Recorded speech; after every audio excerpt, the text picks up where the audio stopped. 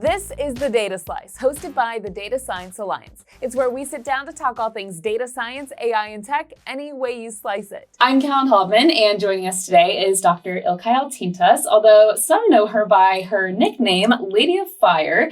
It's a nickname earned for some of her groundbreaking work using real-time data to predict and contain wildfires, which is really interesting. We will touch on all of that.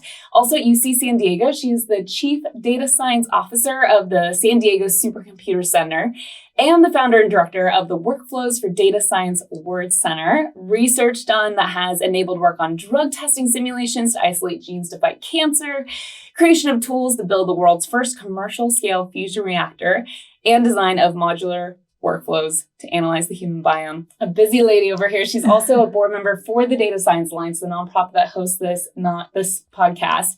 And we are going to dive into all of that. But first off, I just want to welcome you to our podcast, Ilkay. How are you doing today? Thank you for having me. Very good. Excited to be here. We are so excited to have you tell us just about everything I just mentioned. And there's even more that I haven't even mentioned that you do. So we're really excited to have you to just tell us all about your experience. But maybe before we dive into all of that, could you maybe first just tell us a little bit more about your background? You know, how did it really all begin for you, your interest in just kind of the career path you turned out taking? Yeah, so I was interested in computer science. So I'm trained as a computer science, but also by nature, I'm interested in how it helps to do things. I saw from the beginning computer science as a tool to help people in a way, you know, in business, in society. So from there, of course, I came here, and my mind kind of works also in workflows, you know, how to organize things, how to create recipes, how to put things together, to integrate.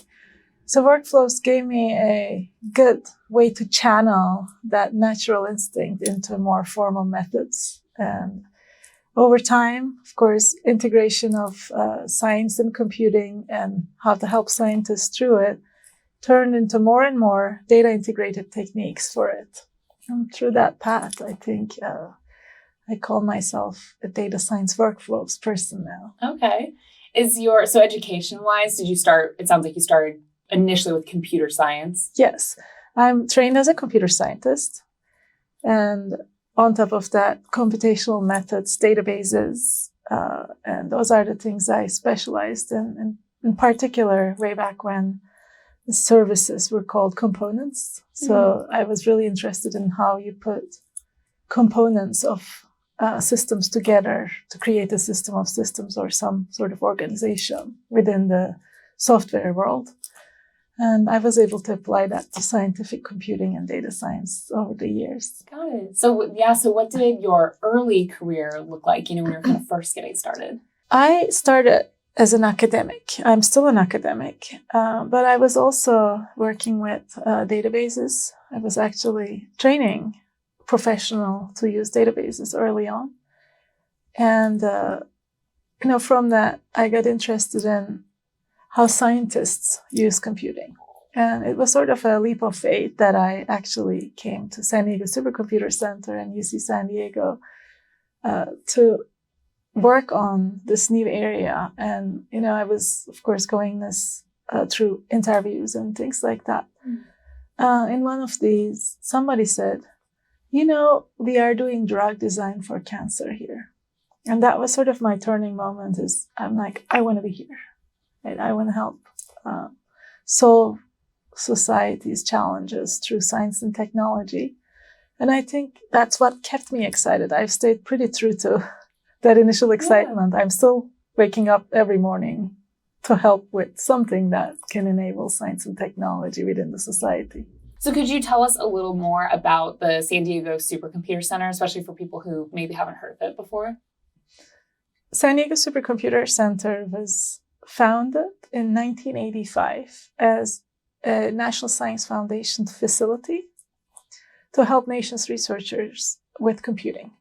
So it was where a researcher would go to do, for instance, simulations of drug design or astrophysics or other types of physics-based simulations.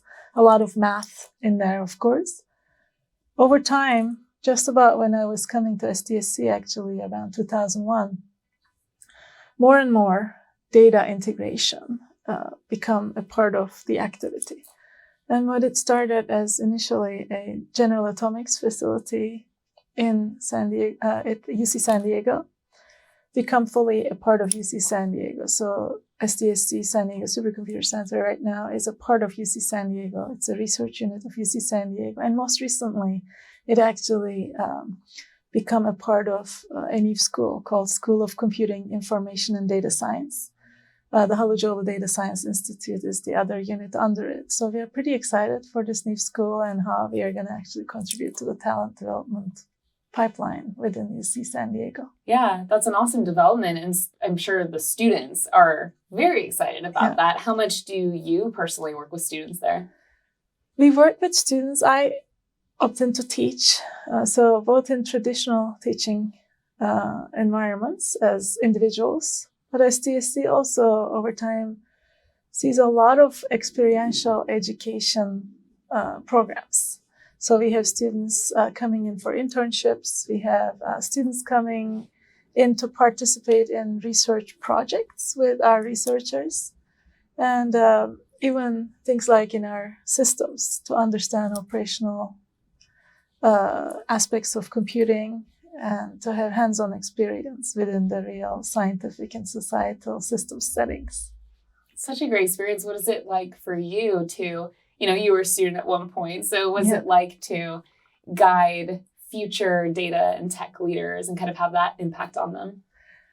It's always nice to see something from the learner's perspective, which is why I also do these massive online courses, because their stories are amazing to me.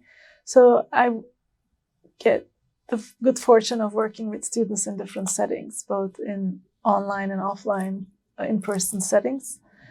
And I think the biggest thing about interacting with students is to see the moment somebody learns something truly and they get excited about it. And it's a way for us, I think, to also transfer knowledge to the next generation and create a culture of sharing. I think we are at UC San Diego, and we have definitely great students at UC San Diego. But beyond that, I think sharing it with the rest of the world in experiential settings really helps to develop talent in this new world. I think there are very many ways talent gets developed at the moment.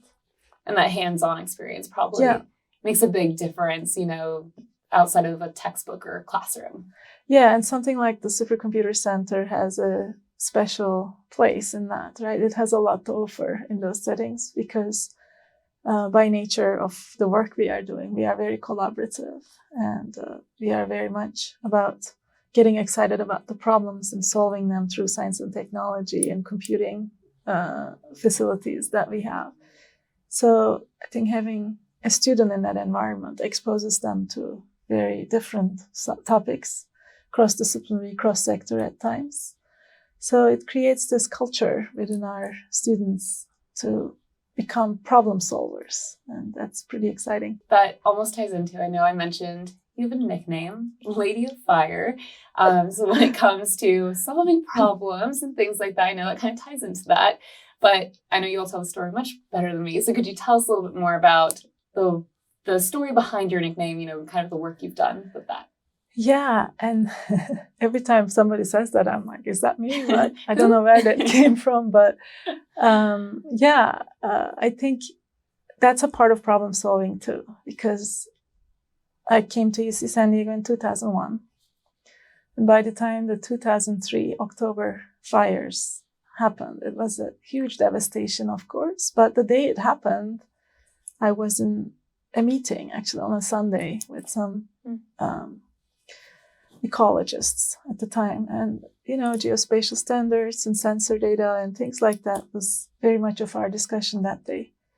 And I received a message that there are fires, be careful on the way back. And I didn't understand initially what it was. Then on the way back, I actually couldn't get back home because the tracks were burning partially. So the trains were canceled. And I was able to from Santa Barbara to San Diego, get a ride with my colleague. But one side was sunset, one side was fire, and parts of, that coastal highway. And that sort of made an impression of why do we not know about it? This is more than 20 years ago now, of course. But, first of all, we didn't have in the connectivity in our hands. It was before smartphones were so ubiquitous, like we all have it now. Mm-hmm. And we didn't have any situational awareness about what was going on. And similarly, I think fire management was having difficulties because the fire was spreading so differently and so fast than what they experienced before. Coordination was difficult. So it sort of made an impression. One of the areas was in the aftermath and next couple of years following the fires, and like around the 2007 fires, it was still going on. HPRN was being used through their mountaintop cameras for actually seeing the fire that we didn't have before. And SDG in the aftermath of 2007 was adding more weather stations. So, and since we were already working in this area, one of the things we talked about was, can we use this to at least create a test bed around using the real-time information to provide situational awareness to decision makers and maybe also to the public. It was sort of inspired by physics-based models and sensing, and this first examples of dynamic data-driven AI integrated workflows in a way.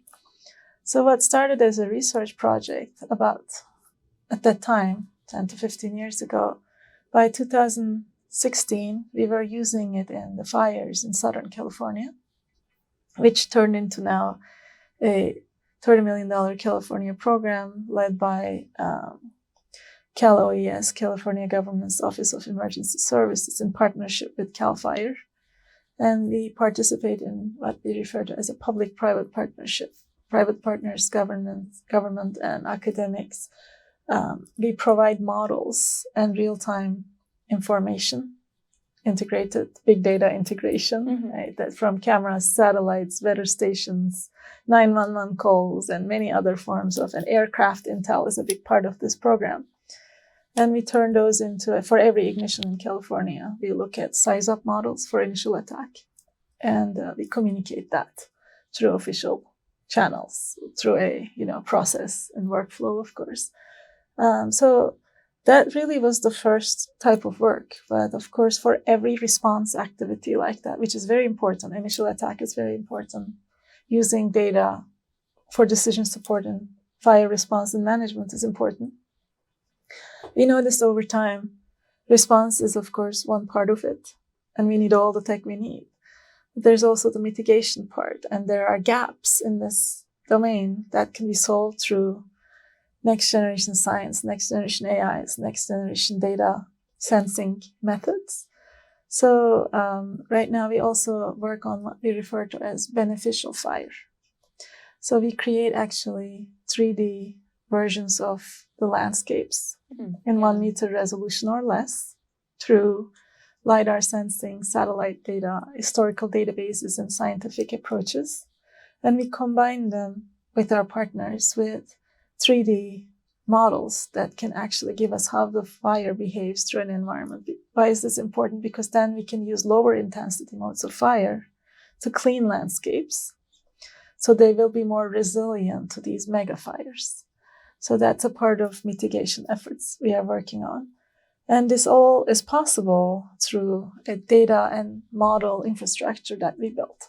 So that's the cyber infrastructure, we call it. It's the National Science Foundation word for integrated research infrastructure with data, simulations, computing, networks, all kinds of things that are part of it. Expertise, of course.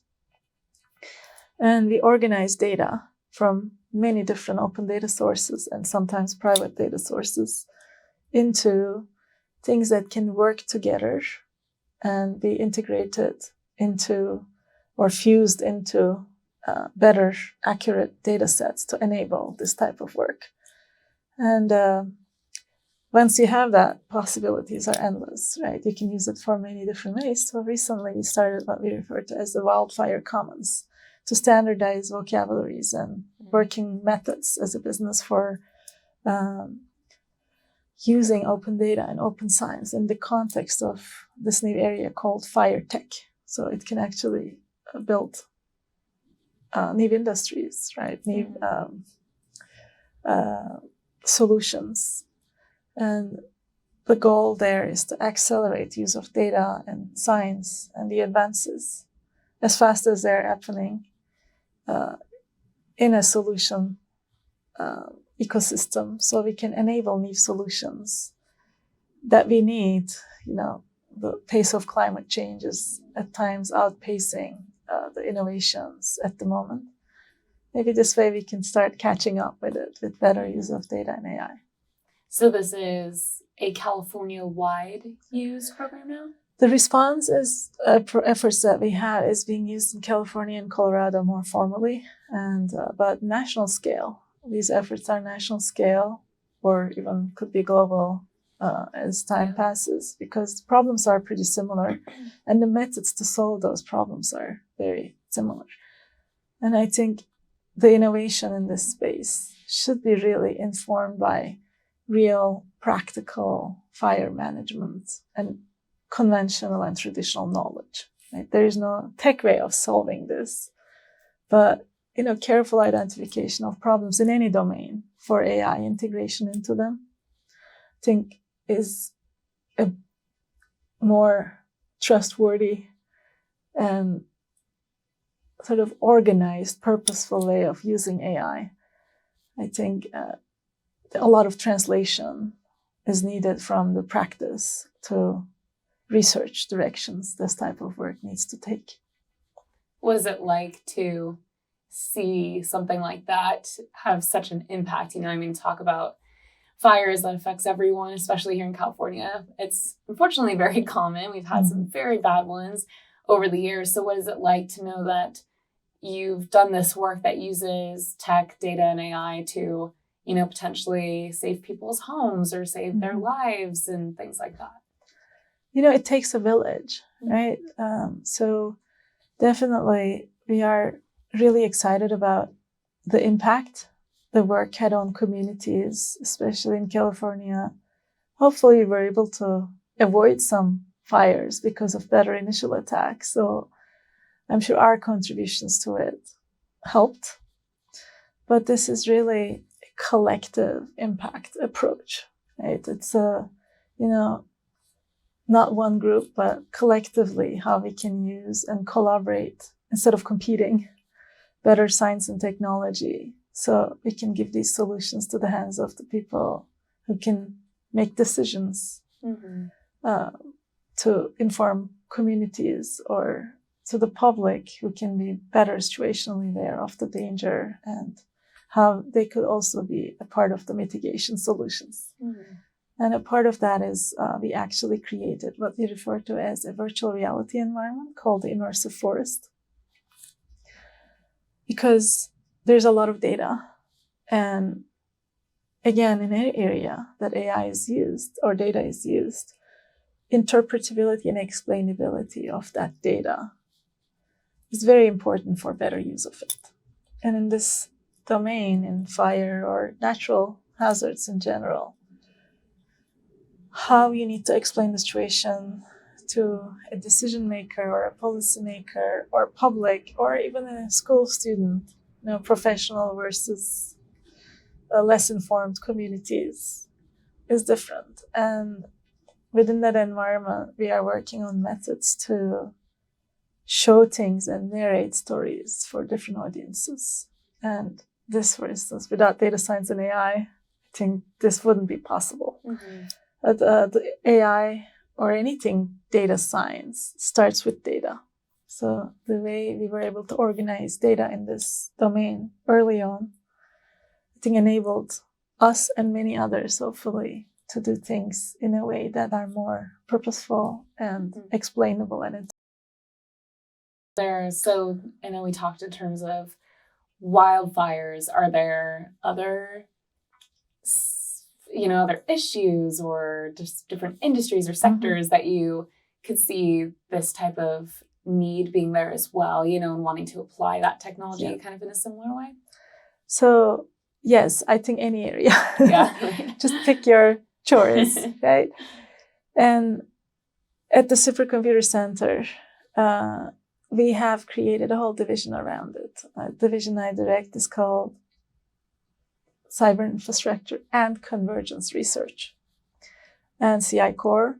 Convergence research there is the buzzword for applying infrastructure and data and AI into an area that has a compelling societal problem, and it could be solved through science and technology. So we actually developed a whole methodology for this, on how we do this. And researchers in our groups are working on anything from food security to,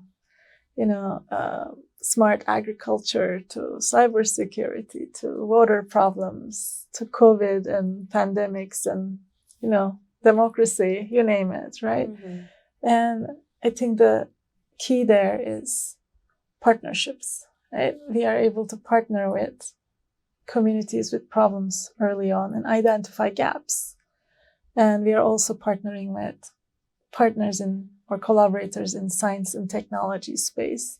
So we are understanding the gaps and looking at the state of the possible, what's up and coming, and then what's deciding on what could be useful if we used all of these knowledge together, and then building something that could be usable by who needs it to impact those communities, and also then look for partnerships to scale it into the future and sustain it. So that methodology, I think we'll see more and more of that. And we train students. We created a whole institute, Core Institute. This week is actually a summit from one of the institutes this year that rooted in there. There will be a bunch of workshops based on the ideas generated through this methodology. And it's on sustainable regional food systems.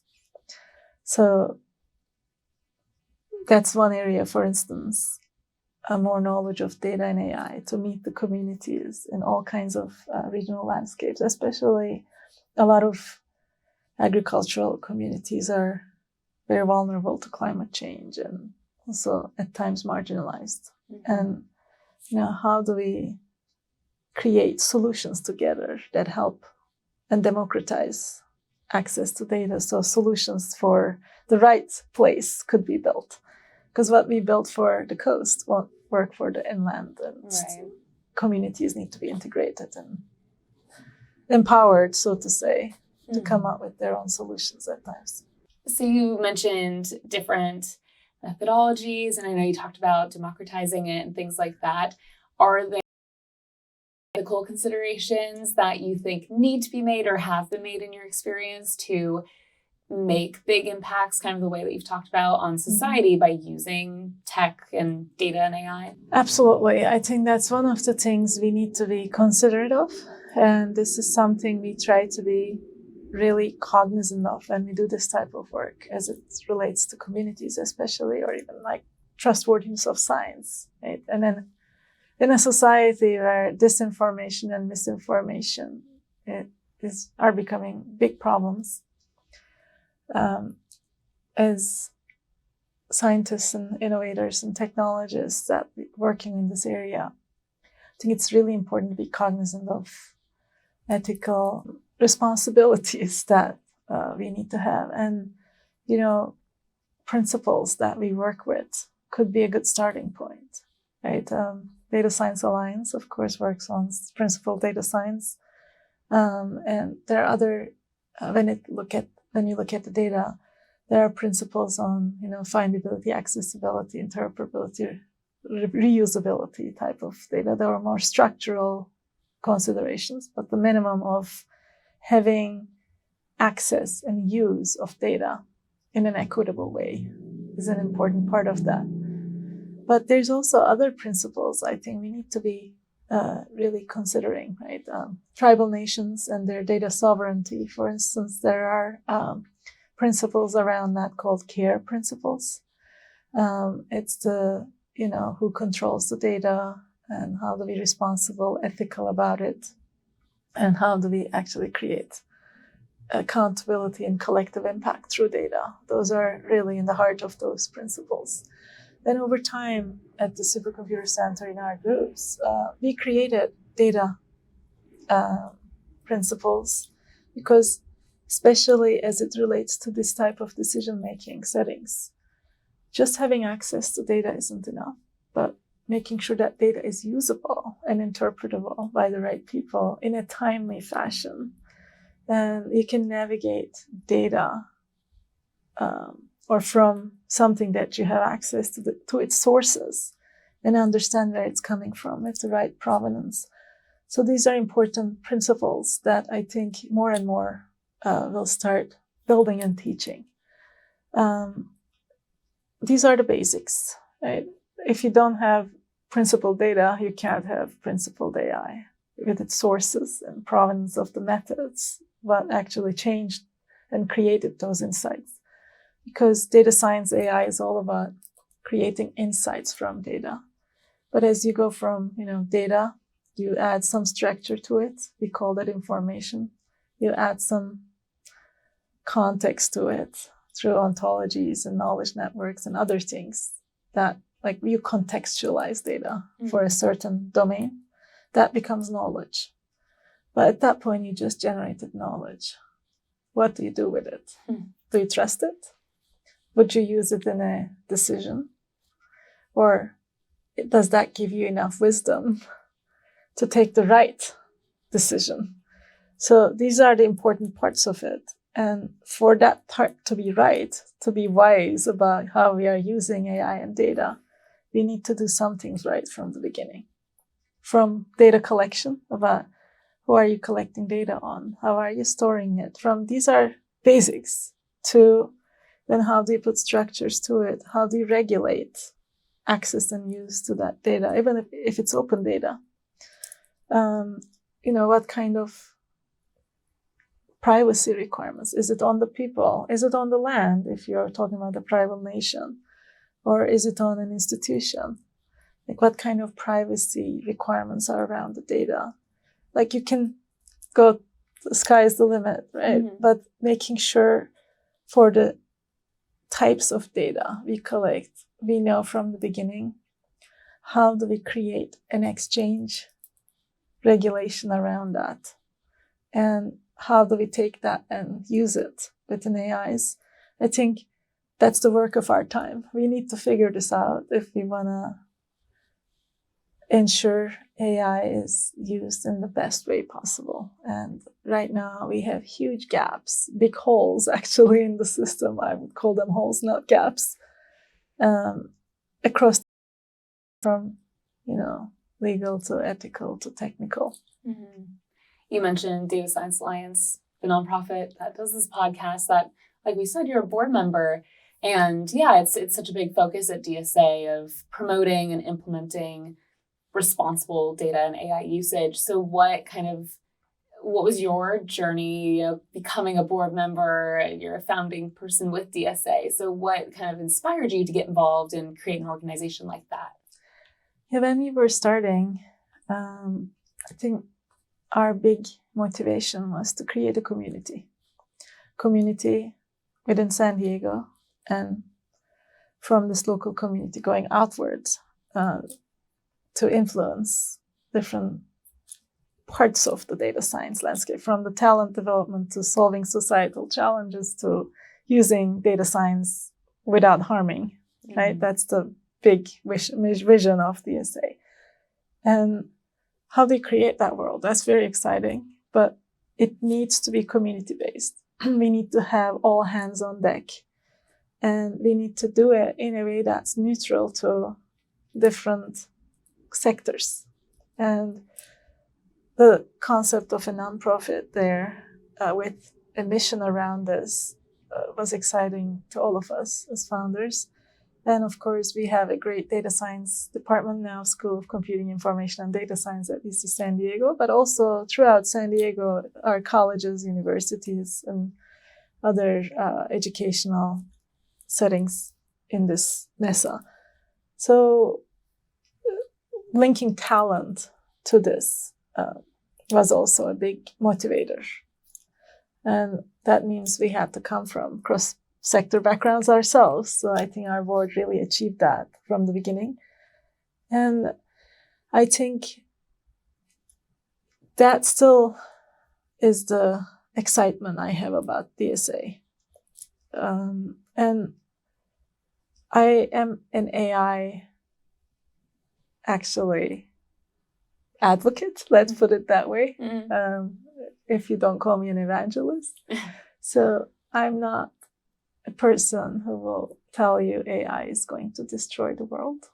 I think AI can actually really be good for the world, right? But unregulated AI, done in a not careful way, can be also pretty harmful. So the mission here is to really provide best practices and maybe some principles around how we can build a world that we can use it to its full benefit. It's a big, lofty goal. And I'm so happy to see there are other organizations who work on this type of areas. And I think, again, it's going to be, hopefully, we can link with these organizations over time and make sure these ideas are more mainstream. And it's really, these type of tools and principles are commodities for better data work within the society, science, and all kinds of places. What is it like to see, DSA has grown a lot over the years. Like you said, there's other organizations that have similar missions. And it feels like in recent times, a big push for creating a world like you just described. So how does it feel to see it becoming a bigger and bigger conversation that more and more people kind of support? I think it's really growing with the need. We need more of it. And compared to 6-7 years ago when we were discussing to conceptualize DSA and things like that. And, it's just a 4-year-old nonprofit, right? It's a young organization. And even from that time to today, when you look at the need for this type of work, it's exponential in terms of its growth, right? And the need become so big that I think none of us can avoid it. It's a mainstream conversation right now. How do we take that need and awareness right now that's taking place and turn that into something positive to develop better solutions? And also, how do you actually make sure that the right sort of cautionary stopgaps are in place, so that while we work on solving the problem, we can actually avoid having big disasters related to it. So like Pandora's box is open, right? And how do we actually make sure we have the minimal damage out of not having the right practices in place and regulations in place? Yeah, kind of speaking of regulations, another way that I know that you've really worked to promote ethical data usage and guardrails and things like that. Didn't mention this in the bio, but I think it's so interesting how you have also testified, in front of Congress to really push this conversation. So could you tell us just, a little more about that? Yeah, it's always interesting.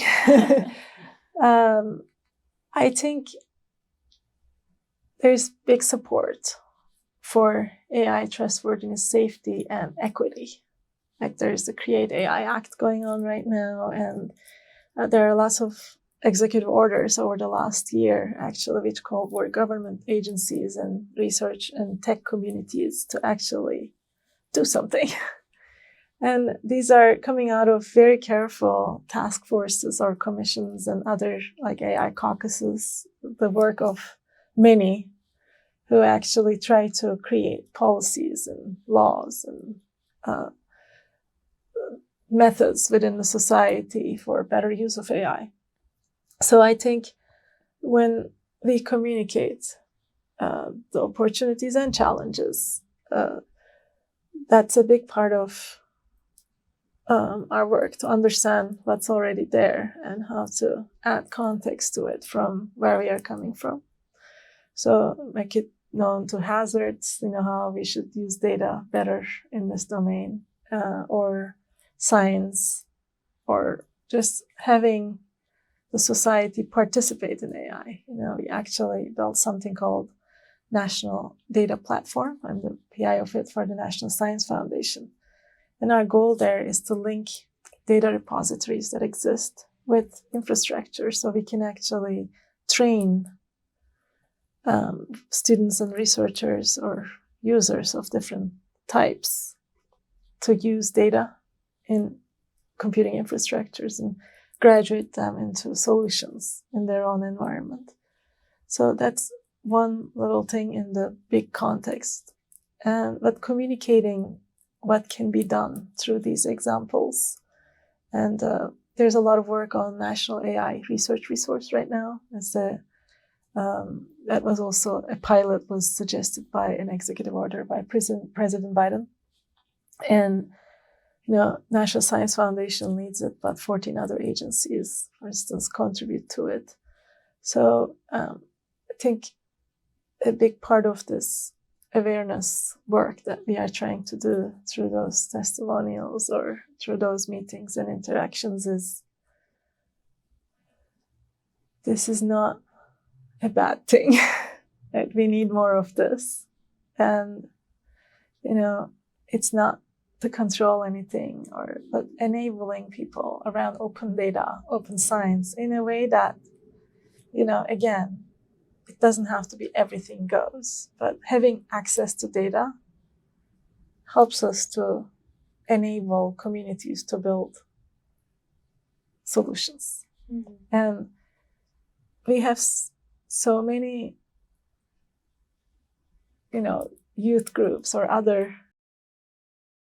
students, like so many types of people in the landscape. And we can't just say one type of person will have access to AI and they will introduce AIs.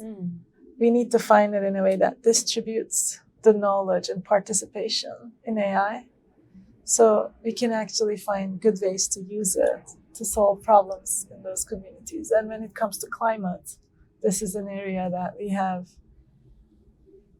impacted communities everywhere. And they know their problems when their crops aren't working or when they have sea rise issues or when they have hazards in certain settings. How can we ensure they actually can propose solutions and use data to at least mitigate or respond to some of it locally? Are there any specific directions you hope to see these talks go? As you said, they've grown, they're happening. Do you have any kind of hopes or big picture dreams for where they might go as they're kind of being figured out? I think my hope and dream, if I call it a dream, is to be able to actually create a level of data literacy. So in an AI savvy world, and this much information is available, that information can be accessible to anyone. And, if they see something, they can judge if to trust it or not. Right now, I think, including myself, we are all having this problem of, is this correct? Is this not? And we don't know sometimes where something we see comes from. I think through better use of data and data literacy on, being able to interpret what you're looking at, we can at least come up with a reasonable level of awareness of, what's good information, what's bad, or like how to use these tools better. You know, again, we are scratching the surface in the stream, but it's a start. Yeah, gotta start somewhere. Yeah. We need to, all big things start small. Yeah, right? exactly. Are there any, I'm curious if you have recommendations, any resources or outlets if people want to learn more or just stay up to date about kind of the tech in general, but also, kind of the stuff that we're talking about in terms of regulations or talks about that type of thing? Do you have a favorite one? Actually, just your weekly bites is a great place to start. It's a great plug. Data Science Alliance on every social media platform. I think it's doing a great job of giving snippets of what's the conversation happening, right? And another thing is really look for what's going on in this space through, communication of, there's lots of bills that are being written and they're like out there in the open for you to inform yourself. And just in general, try to be a user of AI. As critical as you are, using goes a long way to understanding something or trying to build some capacity to actually use it in a better way or in a way that helps you. And, of course, using the right tool for the right job is important. Like a lot of people are introduced to AI, I think, through ChatGPT, and which is a great start. But using it in a way that you're actually as an endpoint, let's put it that way, using it as an endpoint isn't a great choice because you don't know the sources that went into it, or, it might not give you the best results at all times. But developing a way to use it, I've seen, all kinds of creative ways of using it, right? To get started with some ideas or, to inspire you in certain ways or summarize certain texts, or like there are lots of different ways to use it.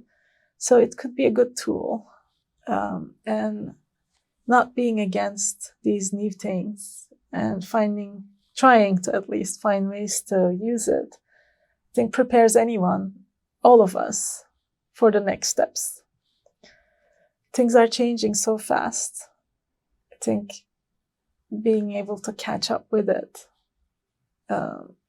in our own ways. We can't wait anymore next year to start using it. We need to get started somewhere. Yeah. And whatever that means to you. Is it an assistant that you use virtually, or how do you create efficiencies out of something that's happening? I think that's the opportunity and a way to catch up because, and news on it. Like there's lots of news. I think it creates this general knowledge. And it's becoming really, every day you open the paper, you see something on. Yeah.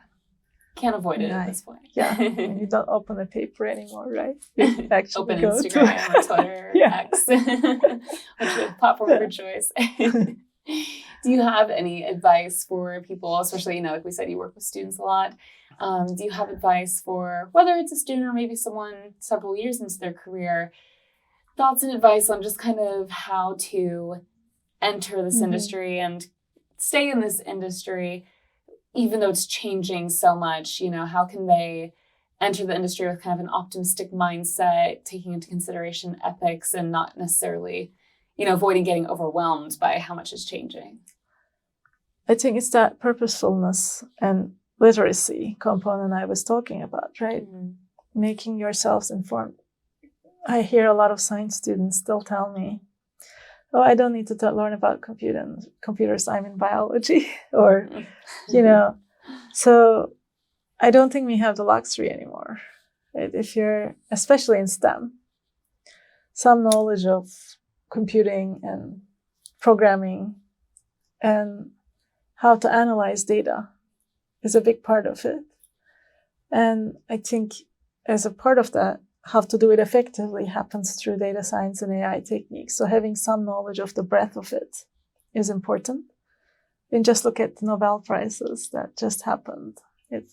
Computer science is integrated into all of those. And so overall, computing, data science, information, at least for the students especially, or anyone, you can upskill yourselves on online platforms, having at least a beginning level knowledge of it, so you will be able to know how to use it, is important.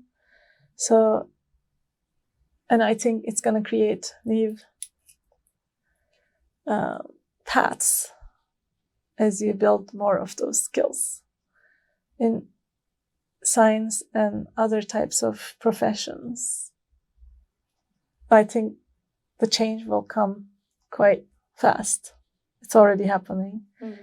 How do you catch up with that future of work? I think immersing yourself more in these topics to the level of comfort you have is, I think, a big part of that. And, or maybe with some discomfort at times, because you don't have the luxury anymore to avoid it. Are there any trends or innovations just kind of in the tech world in general that you're feeling extra excited about or optimistic about? I think the generative AI in general excited all of us. Yeah. Right? Even in our work, that we used a lot of data science and computing. Over the last 2 years, I'm seeing so many possibilities that I thought was too far ahead. So I think that excites me on its own. But overall, what really excites me is this culture shift around open data, especially in, again, government and scientific or societal science sectors, because it helps us to be able to link data silos in ways that we can actually complete the picture. This is very biased in terms of excitement, but I think it enables all kinds of other work. And so knowledge graphs and how we organize data around vocabularies that we can collaborate through. And how do we then use that in the context of a problem that we identified? That area is, I think, going to be more and more developing into next generation solutions. Yeah. Yeah, like we said, lots changing all the time. Or like you said earlier, the second you open a paper or your phone, there's new headlines, something to always stay up to date on. Like computing at the edge. Yeah. Right? There's the integration of AI into any discipline that helps us actually to look at problems in different ways. These are, every day there's an excitement around it for something new. But it all starts by, I think, organizing data and understanding how we can actually ethically use things. Like, without those two, those are like the foundations. Yeah.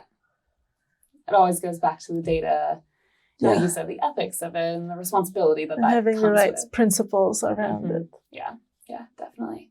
Well, luckily we have people like you, organizations like the Data Science Alliance, founded by people like you, helping lead the way. So we, just super appreciate you taking the time to come on the podcast, tell us about your background. I feel like in ways we've only scratched the surface, and you do such interesting work. So we'll bring you back. You'll be a friend of the podcast again. But thank you so much. We really appreciate your time. Thanks for having me. Soon. If you enjoyed this video, give it a like, subscribe to our YouTube channel, and follow the Data Science Alliance on any of your favorite social media platforms. Don't forget, DSA is a 501c3 nonprofit, and we would love your support. You can do a donation, become a member, volunteer on our projects, or attend our events. We have a lot going on here in our location at San Diego, California. Go to our website, datasciencealliance.org, to get involved today. Otherwise, we'll see you here next time on The Data Slice.